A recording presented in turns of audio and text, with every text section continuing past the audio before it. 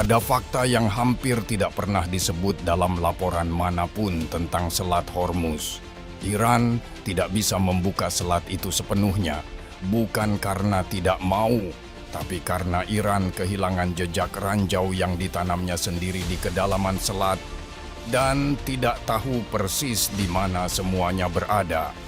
Selat yang menentukan sepertiga pasokan minyak dunia kini sebagian dikuasai oleh benda besi tak bernyawa yang bahkan pemiliknya tidak bisa lacak.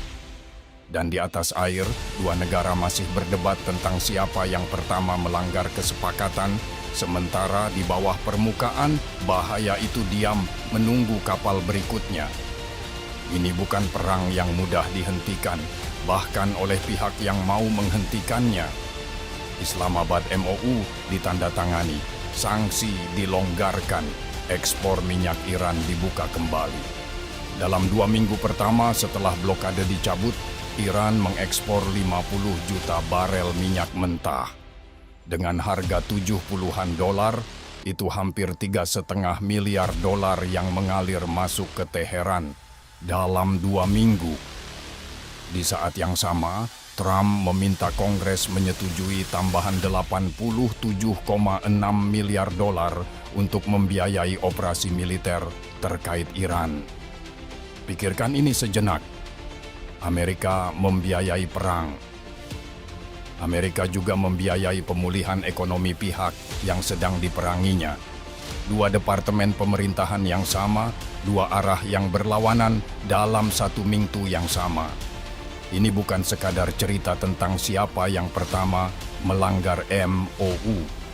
Ini cerita tentang perang yang strukturnya sendiri sudah kontradiktif sejak awal, dan bagaimana kontradiksi itu akhirnya meledak di Selat Hormuz.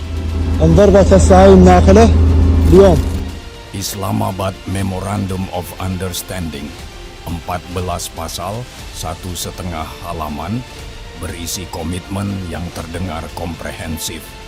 Penghentian operasi militer di semua front, termasuk Lebanon, pembukaan Hormuz untuk pelayaran komersial tanpa pungutan selama 60 hari, pencairan aset Iran, dan kerangka untuk negosiasi nuklir yang lebih luas. Di atas kertas, itu terlihat seperti fondasi perdamaian. Di lapangan, ada satu masalah yang tidak pernah diselesaikan di dalam dokumen itu. Dan satu klausul lain yang pecah bahkan lebih cepat. Pasal pertama menyatakan penghentian operasi militer di semua front, termasuk Lebanon. Israel tidak merasa terikat. Netanyahu menegaskan Israel mempertahankan kebebasan bertindak terhadap Hezbollah. Pasukan Pimpinan Ibu DF kembali menyerang Lebanon Selatan 2 hari setelah penandatanganan. Teheran membaca itu sebagai pelanggaran bukan oleh Israel, tapi oleh Washington, yang berjanji menjamin penghentian konflik kawasan, tapi tidak bisa memaksa sekutu utamanya tunduk. Hormuz ditutup lagi, tanggal 20 Juni, 3 hari setelah Versailles. 25 Juni, pagi, Iran's Persian Gulf Strait Authority mengeluarkan peringatan. Jalur tanpa izin IRGC tidak dijamin aman. 25 Juni, Chenggu, Ever Lovely, kapal kontainer berbendera Singapura melewati jalur selatan dekat pantai Oman. Koridor yang diakui AS dan IMO, tapi tidak diakui Teheran. Sebuah drone Iran menghantam anjungan. 21 awak selamat. IMO menangguhkan skema evakuasi 11.000 pelaut yang baru seminggu berjalan. Trump menyebut serangan itu pelanggaran bodoh terhadap MOU. Lalu memerintahkan serangan 26 Juni. CENTCOM menyerang gudang senjata dan radar pantai Iran, termasuk melumpuhkan peluncur sistem rudal Talayeh di Pulau Sirik. 27 Juni 04.30 pagi.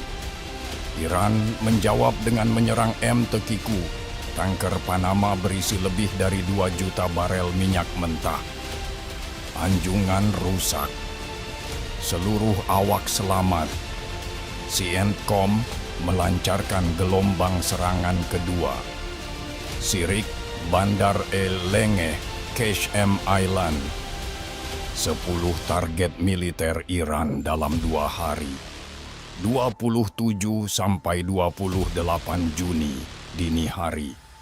IRGC membalas antara pukul 02.00 sampai 03.00 waktu setempat. Rudal balistik dan drone menuju Ali Al-Salem di Kuwait dan markas armada kelima di Bahrain. 8 infrastruktur penting dihancurkan, klaim IRGC. Tidak ada korban, tidak ada kerusakan besar, kata pejabat AS. 2 klaim, 1 malam. Tidak ada yang bisa memverifikasi dengan cepat. Dan di antara 2 versi yang saling bertentangan itu, pasar, militer, dan negara-negara Teluk harus memutuskan siapa yang mereka percaya. Disinilah perang ini menunjukkan paradoks yang tidak pernah masuk buku teks strategi militer. Amerika meminta 87,6 miliar dolar Amerika Serikat tambahan dari Kongres. Anggaran itu mencakup pengerahan pasukan, pengisian stok rudal, dan operasi strategis yang terus berjalan. Semakin panjang konflik, semakin besar tagihan Washington.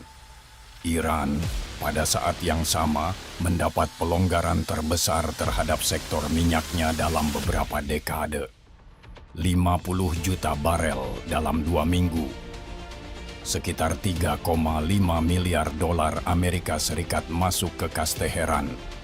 Dalam periode yang sama ketika CENTCOM sedang menghancurkan fasilitas militer mereka. Dari sisi ini, perang ini bukan tentang kemenangan militer. Ini tentang posisi tawar. Siapa yang duduk lebih kuat ketika kedua pihak akhirnya kembali ke meja perundingan. Amerika membutuhkan Hormuz terbuka agar harga bensin turun sebelum midterm. Iran membutuhkan ekspor minyak agar ekonomi domestik tidak kolaps. Keduanya punya kepentingan yang sama persis, tapi tidak bisa mengakuinya secara terbuka tanpa terlihat menyerah. Maka mereka terus menembak, bukan untuk menang, tapi agar terlihat tidak kalah.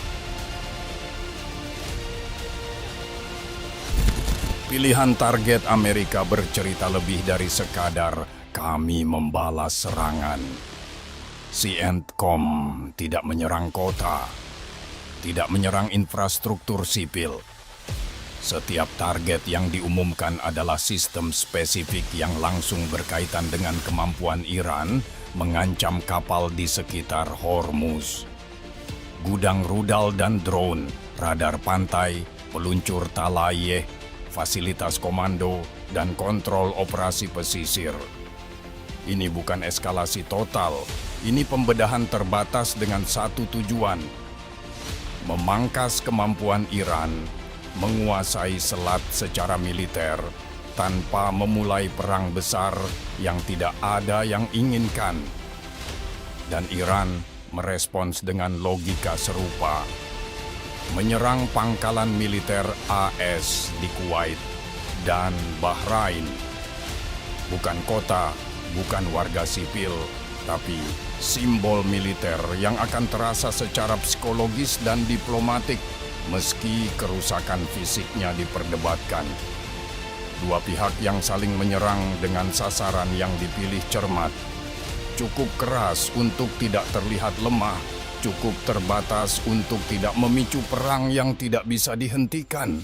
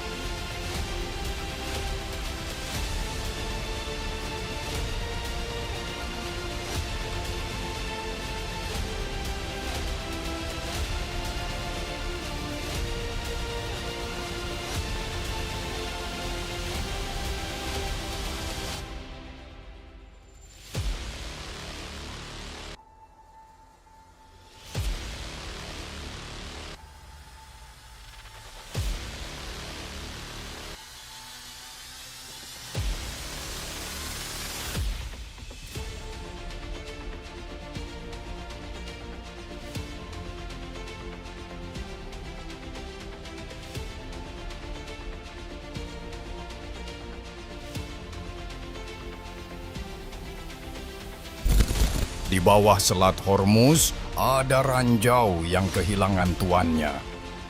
Di atas permukaannya ada perundingan yang tidak berani menyebut dirinya perundingan. Di Washington ada 87,6 miliar dolar Amerika Serikat yang diminta untuk melanjutkan perang, dan miliaran lain yang dilepaskan untuk membiayai pemulihan musuh. Di Teheran ada ekspor minyak yang mengalir deras, dan inflasi 88% yang mengancam rezim dari dalam. Ini adalah perang di mana semua pihak punya alasan kuat untuk menghentikannya, dan alasan yang sama kuat untuk melanjutkannya. Pertanyaannya bukan siapa yang menang. Pertanyaannya adalah, apakah ada satupun pihak yang benar-benar memegang kendali atas apa yang sudah mereka mulai? Atau mereka semua sekarang hanya menunggu untuk melihat siapa yang pertama kehabisan alasan untuk tidak berhenti